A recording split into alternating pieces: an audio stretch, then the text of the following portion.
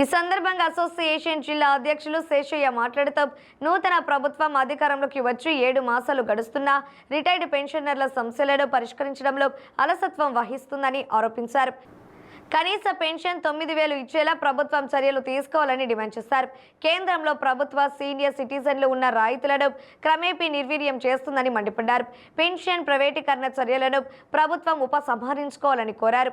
Pension లేని వారికి కనీస పెన్షన్ కల్పించేలా కేంద్ర రాష్ట్ర ప్రభుత్వాలు కృషి చేయాలని విజ్ఞప్తి చేశారు.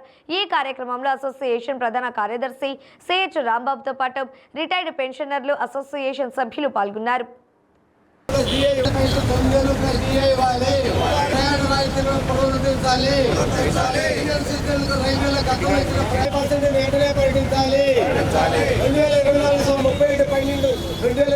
రావాల్సిన పిఆర్సీ బకాయిలు వెంటనే చెల్లించాలి.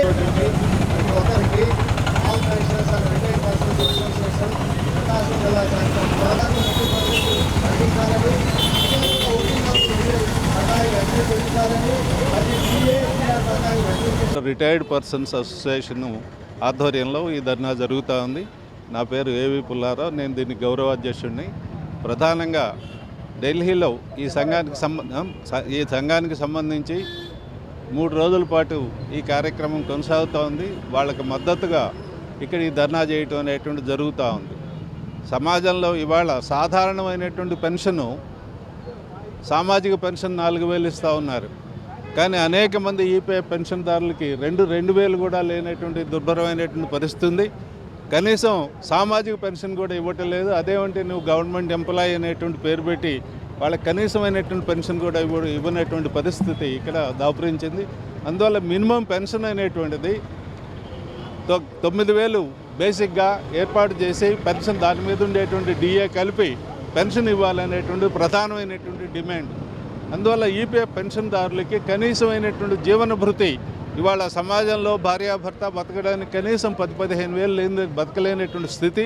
అందువల్ల మినిమం పెన్షన్ ఆ మేరకు ఇవ్వాలనేటువంటిది మా ప్రధానమైనటువంటి డిమాండ్. కేంద్ర రాష్ట్ర ప్రభుత్వాలు అధికారంలోకి వచ్చి 7 నెలలు దాటినప్పటికి కూడా ఈ రోజు కూడా ఒక్క సమస్య అంటే ఒక సమస్య కూడా పరిష్కారం కాలేదు. పరిష్కరించే ఉద్దేశం కూడా లేదు.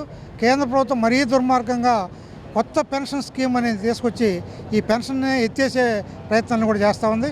రాష్ట్ర ప్రభుత్వం అంతకంటే దుర్మార్గం వ్యవహరిస్తుంది. దాదాపు అధికారంలో రాకముందు మేము అధికారంలోకి వచ్చిన వెంటనే పెన్షన్ల బకాయిలు దాదాపు 20,000 కోట్ల రూపాయల బకాయిలు ఉన్నాయి.